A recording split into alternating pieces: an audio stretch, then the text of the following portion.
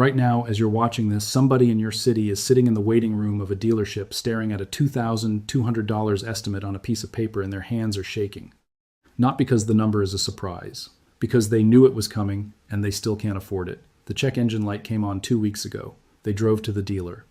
The tech plugged in a little handheld scanner, pulled a code, P0420, looked them dead in the eye, and said the catalytic converter is shot, the precious metals inside are spent, and the only option is a full replacement.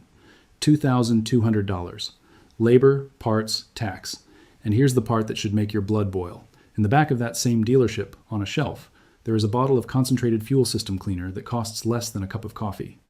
And in a disturbing number of P420 cases, that bottle, poured into a half tank of gas, will do what that $2,200 repair claims to do. It will restore catalytic function. It will clear the code. And it will do it for about $2 worth of active chemistry. $2. That is the gap we are talking about today. That is the gap that funds the boat payments and the vacation homes of service advisors who have been trained from day one to replace parts and never ever clean them. Now the dealerships making billions off your exhaust system want you to think this is snake oil. They want you to think pouring a chemical into your gas tank is reckless, that it'll damage your oxygen sensors, that it'll melt your fuel injectors. It won't. What we're talking about is basic combustion chemistry, a targeted molecular cleaning agent called polyetheramine, or PEA, that has been studied and documented in fuel science for over 30 years. But as always, I'm sharing this for educational purposes. What you do in your own driveway with a $3 bottle of chemistry and a half tank of regular unleaded is entirely your decision. I'm just the guy showing you what the invoice doesn't want you to see. Let's talk about why this works, and let's start with the people who figured it out long before any Western dealership wanted you to know. The Japanese automotive engineering philosophy is fundamentally different from the Western service model, and if you don't understand that difference, you will keep getting robbed for the rest of your driving life. In Japan, the engineering doctrine is prevent failure through design. In the Western dealership model, the doctrine is profit from failure through replacement. Those are two completely different religions, and they produce two completely different outcomes for your wallet. Look at Toyota's D4S dual injection system. Toyota engineers understood, decades ago, that direct injection engines produce enormous amounts of carbon buildup on the intake valves and throughout the combustion chamber. Instead of just accepting that and selling you a $900 walnut blast cleaning every 40,000 miles, they designed a system that uses both direct injection and port injection simultaneously. The port injection sprays fuel across the back of the intake valves, washing off carbon deposits in real time. Every single combustion cycle has a built-in maintenance protocol. They solve the problem at the engineering level, because their philosophy is that the car should take care of itself. Western manufacturers saw the same carbon problem, and they saw dollar signs. Go back further. Look at the old Lexus dealer maintenance protocols from the late 1990s and early 2000s. Lexus technicians in Japan were trained to perform what they called induction cleaning services using concentrated PEA-based solvents fed directly into the intake manifold at specific RPM ranges. The entire point was to superheat the solvent through the combustion cycle so that it would exit the exhaust valves at extreme temperature and chemically incinerate carbon deposits on the catalytic substrate. This was a scheduled maintenance item. It was written into the service manual. It was considered as routine as an oil change. And the reason you have never heard of it at your local American Lexus dealer is because cleaning a catalytic converter generates a $40 service ticket and replacing one generates a $2,000 service ticket. The financial math killed the maintenance protocol. And then there's the broader principle of thermal incineration that Japanese engineers have relied on for decades. The Italian tune-up, they used to call it in Europe. You take the car on the highway, you hold it in a lower gear, you run the engine at sustained high RPM for 20 or 30 minutes. What happens? Exhaust gas temperatures climb past 800 degrees Fahrenheit. At that temperature, soft carbon deposits on the catalytic honeycomb begin to oxidize and burn off naturally. Japanese long-haul driving culture, with highway speeds sustained for hours on perfectly maintained expressways, naturally performs this thermal cleaning constantly. American stop-and-go commuting, by contrast, never lets the exhaust system reach those temperatures. The carbon accumulates, the code triggers, the dealership profits. It's not a conspiracy theory. It's thermodynamics meeting a business model. If any of this is clicking for you right now, if you're sitting there doing the math on every exhaust repair you've ever paid for, I need you to hit the like button immediately. I'm serious. Every single like pushes this past the algorithm's suppression filters and puts it in front of another driver who is about to get quoted $2,000 for a dirty honeycomb. And tell me in the comments exactly what a dealership quoted you for a catalytic converter replacement.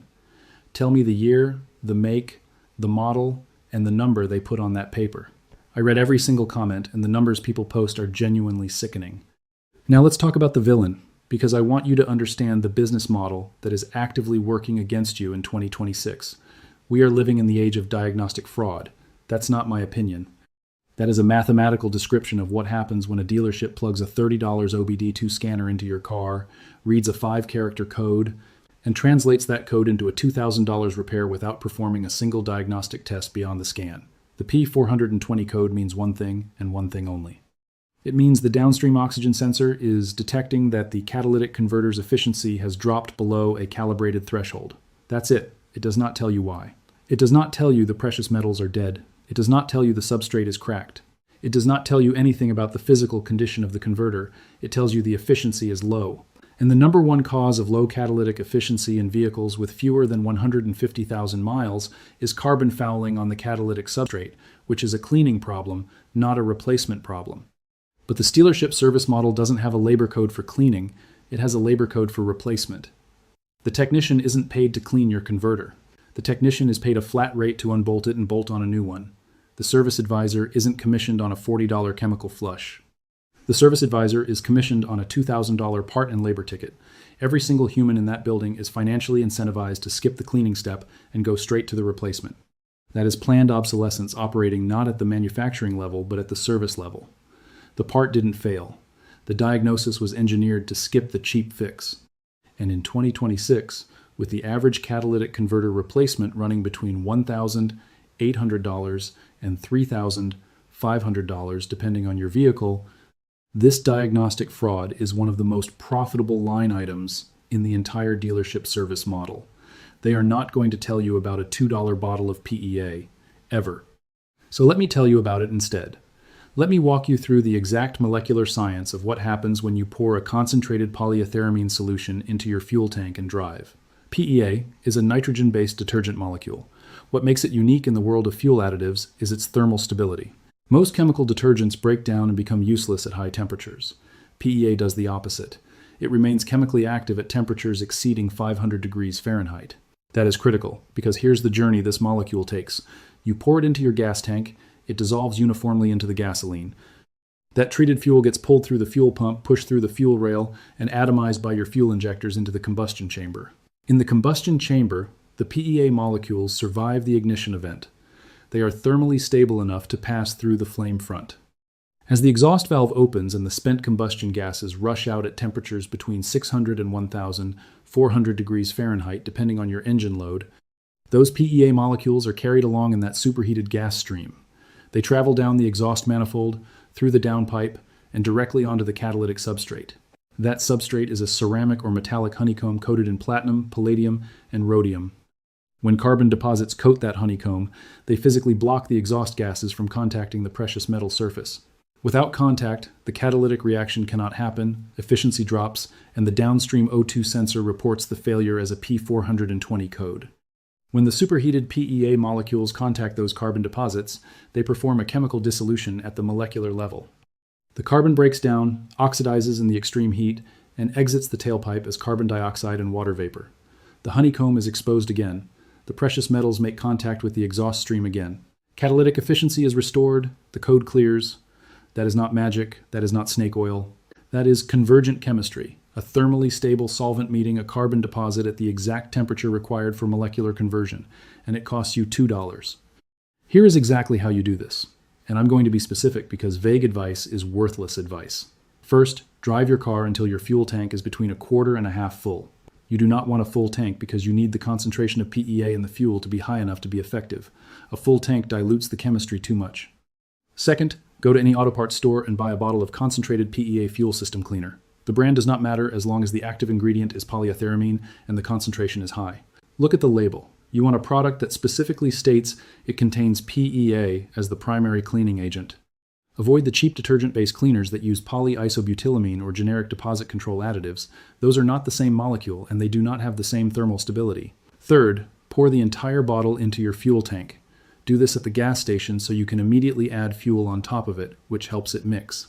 Fourth, and this is the part most people skip, you need to drive the car aggressively for at least 30 to 45 minutes at highway speed, sustained RPM. You want the engine running at 2,500 to 3,500 500 revolutions per minute to push exhaust gas temperatures as high as possible. The heat is what activates the chemistry. A casual drive around the block will not do anything. You need sustained thermal load. The combination of the concentrated PEA in the fuel and the elevated exhaust temperatures creates the exact conditions for thermal incineration of the carbon on the catalytic substrate. Fifth, after this drive, the check engine light may turn off on its own within 1 to 3 drive cycles. If it doesn't, clear the code manually with a $12 OBD2 scanner from any online retailer. Then drive normally for a week. If the code returns, run the treatment one more time. In the majority of cases where the P0420 was caused by carbon fouling, 2 treatments will permanently resolve the code. Now, I want to be honest with you because that is what separates this channel from the stealership. This does not work in every case. If your catalytic substrate is physically cracked, if the honeycomb has melted from an engine misfire that went unrepaired for too long, if the precious metals have genuinely degraded from sulfur contamination over 200,000 miles of use, then yes, you need a new converter. This is not a miracle. It is a cleaning process, and you can only clean something that is dirty, not something that is destroyed. But here's the statistic that should keep you up at night. Industry estimates suggest that a significant percentage of catalytic converter replacements performed at dealerships every year are on converters that were not destroyed. They were fouled, they were dirty, and they could have been cleaned with $3 of chemistry and an hour on the highway. That is the math of diagnostic fraud. That is the planned obsolescence service model extracting maximum revenue from your ignorance. Subscribe right now and hit the bell, because the information I am posting on this channel is an archive of suppressed mechanical knowledge that the service industry has buried under proprietary parts catalogs and inflated labor rates. We are building something here, a community that refuses to pay a $2,000 tax on a 40-cent chemical problem. Get inside this archive before they find a way to shut it down. I'll see you on the next one.